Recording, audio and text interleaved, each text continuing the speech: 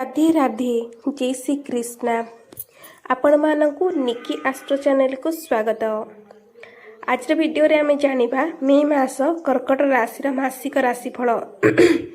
मे मास कर्कट राशि व्यक्ति मानक पई नेई आसुची किछि नुआ सुजोग मानसिक परिवर्तन और भाग्यर नुआ द्वार खोलिबो।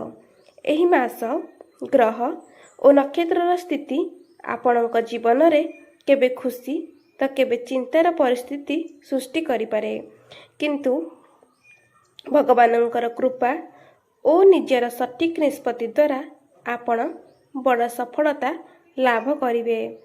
मासर आरंभ रे अटकिथिबा काम गुड़िक आपणकर धीरे धीरे सफल हेबो। जो काम आपण बहुत दिन धरि प्रयास करथिले सेथिरे शुभ संवाद मध्य आपनको मिलिबो। कार्य क्षेत्र रे नुआ दायित्व आपनको आसीबो। ऑफिस रे उच्च अधिकारी मानकर प्रशंसा र पात्र आपण होई परिबे। केही चाकरी रे पदोन्नति किंबा नुआ सुजोग मध्य पाई पारंती। व्यवसाय करुथुबा लोकमानक पई एही मास मध्यम ठारू भल रहिबो।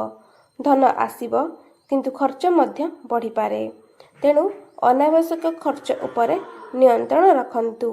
जमी घर बा जानवाहन किनिबार जोग मध्य देखाउछि। पुराना टंका आपण मध्य फेरी पाइबार जोग रहिछि। पारिवारिक जीवन रे आपणको मिश्रित फल मिलिबो।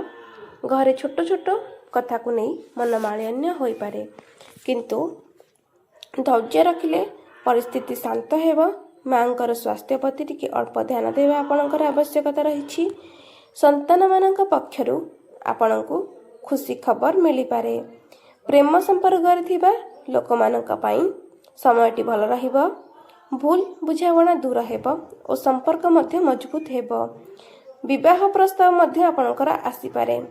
दाम्पत्य जीवन रे साथींकर सहयोग आपणको आगको बढ़ाइबो। छात्र छात्री मानक पई एही मास परिश्रमर मास अटे। पढ़ारे ध्यान देबा भल फल मिलिबो। प्रतियोगितामूलक परीक्षा पई प्रस्तुति हेउथु छात्र छात्री माने शुभ फल पाई पारंती। स्वास्थ्य दृष्टि पेट गैस किंवा मानसिक चाप भली समस्या देखा जाई पारे। बाहर खाद्य टिके कम खांतु। सकाळे किछि बाटा चलिबा किंवा दौड़िया भली अभ्यास रखंतु। भगवान शिवंकर उपासना कले आपणकर मनटी शांत रहिबो। मे मासरे कर्कट राशि व्यक्ति मानक जीवन रे एमिति किछि घटना घटिबो जहा आपणकर भाग्यर दिग को परिवर्तन करिदेबो। दीर्घ दिन धरी जो चिंता और मानसिक अस्थिरता थिला एथुर धीरे धीरे मुक्ति मिलिबो। एही मासरे आपणकर आत्मविश्वास बढ़िबो और लोक माने आपणक कथा को गुरुत्व देबे। मासर द्वितीय सप्ताह रे अचानक धन लाभर जोग रहिछि। पुराना कामर फल एबे आपणको मिलिबो। केही नुआ नुआ घर जमी गाड़ी किनिबा योजना करि पारंती सेमानकर मध्ये जोग रहिछि। परिवार रे खुशीर परिवेश रहिबो। करे कोनसी शुभ कार्यर आयोजन मध्ये हबार जोग देखाउछि। जो माने दीर्घ दिन धरि चाकरी खोजुथिले सेमानकु भल सुजोग मिलिबो। बेरोजगार युवक और युवती मानक पई एही मास आशार आलोक नहीं आसीबो। व्यवसायी माने नुआ लोकंक सहित जोगाजोग करिवे जा भविष्यत रे बड़ लाभ देई पारे। प्रेम जीवन रे मधुरता आसीबो। यदि आपण काहाकू मनर कथा कहिबाकू चाहुछंती तेबे एही मास आपणक पई शुभ रहिबो। विवाहित जीवन रे पूर्वर मनमालिन्य थिबा यदि ता दूर होई जिवो। स्वास्थ्य रे टिके अल्प सावधानता रखंतु। अधिक निद्रा अधिक चिंता आपनको डेरी रे यदि आपण सोया अभ्यास करछन ता आपनको क्लांत करि पारे। योग और प्राणायाम करंतु आपनको भल फल मिलिबो। अटकिथिबा धन आपनको मिलिबो। नुआ कामर सुजोग मिलि पारे। परिवार रे खुशीर परिवेश रहइबो। ए तीनोटी संकेत आपनको मिलिबार जोग रहिछि। आपनको पई शुभ रंग रहइबो एही मास धळा और हल्का नील। शुभ दिन रहइबो सोमवार और गुरुवार एवं शुभ संख्या रहइबो 2 एवं 7।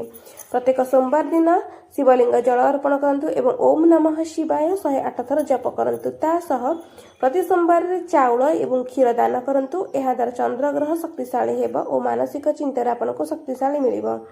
मासर शेष दिन गुड़िक आपणकर भाग्य बेसी मजबूत हेबो।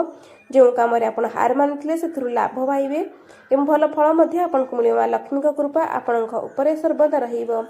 मोट उपरे कहिबाकू गले मे मास कर्कट राशि पई परिश्रम धैर्य और भाग्यर समन्वय नहीं आसीबो। किछि बाधा आसिले मध्य शेष रे आपणको सफलता मिलिबो। तेणु बंधुगण यह थिला कर्कट राशि मे मासर संपूर्ण मासिक राशिफल। आशा करुछि माँ लक्ष्मी कृपारू एही मास आपणक जीवन में सुख समृद्धि और सफलता नहीं आसिब। भगवान उपर भरोसा रखंतु और निजे कर्म कर चलतु, निश्चिंत भाव में भल फल मिल। वीडियो भल लगे वीडियो को लाइक करूँ, शेयर करूँ, आम चैनल को सब्सक्राइब करने को भूलु ना। धन्यवाद। जय जगन्नाथ।